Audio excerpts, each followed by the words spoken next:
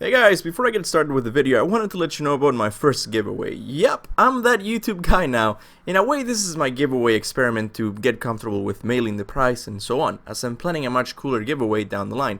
But anyways, if you would like to own a brand new copy of NHL 20 for the PlayStation 4, all you have to do is subscribe, like, and share the video. And comment your favorite moment involving the character of Atlas. For this giveaway, I will only be accepting participants from the countries of Canada and the USA.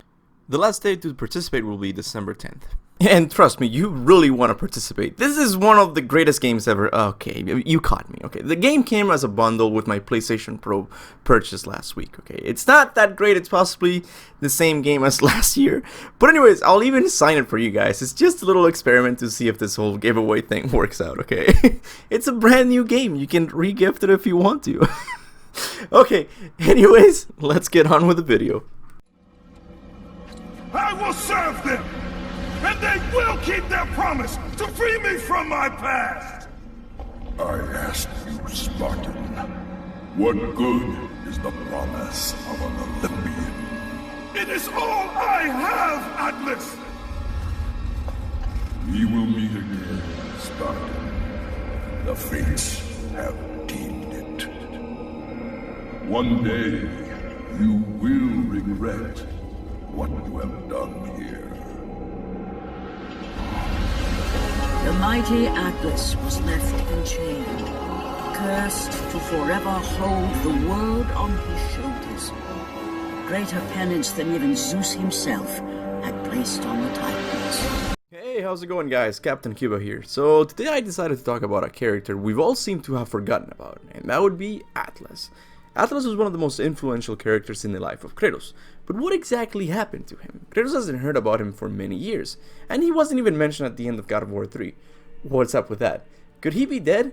Is he even important to the story anymore? We know there was a time he played a bigger role in this unfolding story, but could he actually make an appearance in future games? I will attempt to answer these questions in this video, so without further ado, let's begin. Atlas fought in the Great War against the gods of Olympus. Very early in the battle he was captured by Hades and chained to the walls of Tartarus. Many years after the battle, the goddess Persephone hatched a plan to destroy Olympus. Her plan consisted in giving Atlas the power of the sun. With it, he would be able to destroy the pillar that held the world. This plan failed as the gods gave Kratos the mission of stopping Persephone by any means necessary. So Kratos killed her and cursed Atlas to hold the world on his shoulders forever. Understandably, this created a little bit of anger in Atlas's heart towards Kratos. The two characters would not meet again until the events of God of War 2. So when Atlas realized that Kratos, the man who imprisoned him, there showed his face again, he only wanted to kill him. But after a little chat, Kratos convinced Atlas with his plans to kill Zeus. So Atlas gave him a magic attack and set him in the right direction. And that was the last time these two characters interacted with each other. Kratos went on to kill Zeus and spent many years walking the earth until he reached Scandinavia. But what exactly happened to Atlas? The novel only says that Kratos picked up his blades and set out to walk the earth. There's no mention of Kratos visiting Atlas one last time. Is he waiting in the underworld still? Before we get into my theory, I have to mention two additional story details not explicitly mentioned in the game. First, Atlas is still very much alive. We know this because after Kratos destroyed Olympus, the world didn't collapse. Remember Persephone's plan? She wanted to destroy the pillar that held the world, so that all of Olympus would crumble. But during the fight against Persephone, Kratos replaced the pillar with Atlas, and since we didn't see the world cave in at the end of God of War 3, we can say that Atlas is still holding the world on his shoulders. But the most important detail is the following. Atlas knew about Gaia's prophecy involving Kratos and the return of the Titans. Even though the game does not explicitly tell us about this prophecy, it is still mentioned throughout the series. Gaia at the end says, "We've been expecting you, Ghost of Sparta." Also, Kronos left what remained of his magic for this future warrior who would free the Titans. But most indicative of all are Atlas and Thera's dialogue. Let's watch. It has been long since our kind waited for the one destined to free us. Gaia foretold of our salvation, Ghost of Sparta. What Gaia says is true, Ghost of Sparta. You are a powerful warrior and a worthy ally of the Titan. Now that we know that Atlas is still alive and he knew about Kratos' prophecy, we can theorize a bit more. First, given that Atlas has been stuck in the underworld, he wouldn't have known what happened in the world above him. A good example to show the underworld doesn't get Olympian news on a timely manner is God of War 2. During the events of the game, everybody seems to know Kratos lost his god status. Theseus, Perseus, and even Icarus seem to know this. This, however, does not apply to Atlas. Just listen how he refers to Kratos.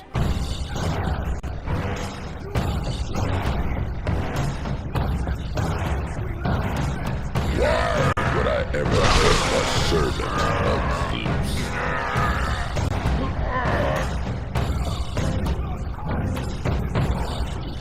He refers to Kratos as the servant of Zeus. He doesn't know that he killed Ares, or even that his relationship with Zeus took a turn for the worst when he stabbed him with the blade of Olympus. So if he doesn't know what happened during the events of the second game, it's safe to assume that he doesn't know what happened during the destruction of Olympus. He might have seen some of Hades' souls leave its domain, but other than that he would have never known about the flood, the release of a plague on mankind, or even worse, the death of the Titans. So during the events of God of War 3, Atlas would still think of Kratos as being the savior of the Titans.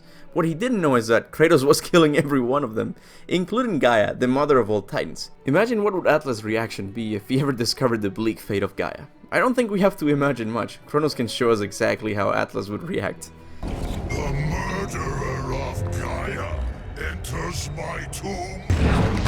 But where does that leave Atlas? He's still stuck with the world on his shoulders. If he were to release his grip, it would mean his death. So, is there a way of getting him back into the story?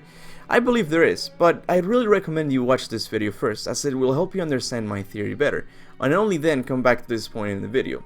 Did you watch it? Okay, good. Let's begin. So Atlas is still stuck in the underworld. He doesn't know Kratos killed Zeus or that he released the power of hope to humans, who later started rebuilding Olympus. Now in the video you saw, I theorized that these humans would not want anything to do with the old way of living, meaning no worshipping gods or titans. These humans would only be concerned with humanity's well-being. Essentially, they would become the first secular civilization in the God of War universe. So imagine for a second these humans come across the Titan Atlas. They would realize that all they built above could be destroyed in an instant if the Titan were to release his grip. So what they do is cut a deal with Atlas. First they would fill all the gaps in his knowledge by telling him how Kratos destroyed the world, and most importantly how he destroyed all the Titans. This would infuriate the Titan to the point of wanting to kill Kratos, so the humans proposed a deal to him. They would rebuild the broken pillar to replace Atlas once again, and he would get to leave Olympus and have his revenge on Kratos. It would be a win-win scenario, as the humans would gain full independence from the old way of living, and Atlas would get to kill Kratos, the man who destroyed his kind. However, the construction of the pillar would take a long time, so by the time they finish, Ragnarok would be happening on the other side of the world. And Odin, wanting as much power as possible, hires the furious Titan to help him destroy his new Greek threat, Kratos. And thus, Kratos and Atlas meet once again, but this time on the battlefield of Ragnarok. I know this is more of fanfiction than an actual theory, but if I had my way with the story, this is how I would introduce Atlas back into the series. But what do you guys think? Do you like this theory? Do you think Atlas will make a return? Leave your thoughts in the comment section below, and I'll try to reply as soon as possible. If you enjoyed the video, make sure to like and share, as it helps my channel a great deal. Also, if you like God of War content, don't forget to subscribe and hit the bell, as this is all I cover. With that said, thank you so much for watching, and remember, go forth in the name of Olympus.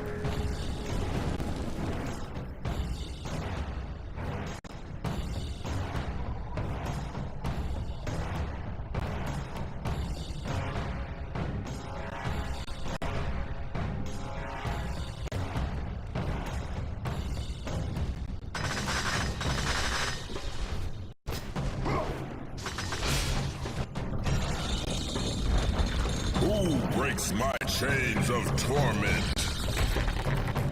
You are strong, but you are far too small, even for an Olympian to be a god. Kratos. You dare show your face to me after what you have done? I will make you suffer, Kratos.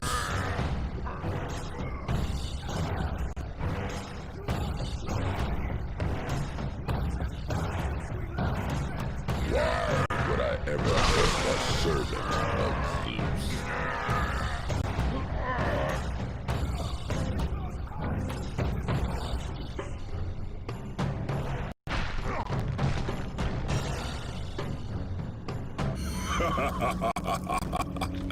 Kratos, still the arrogant and foolish warrior. You have not changed. And how do you plan to defeat the king of the gods? By taking the blade of Olympus back and driving it into Zeus's heart! It holds the power I once wielded as the god of war! The blade of Olympus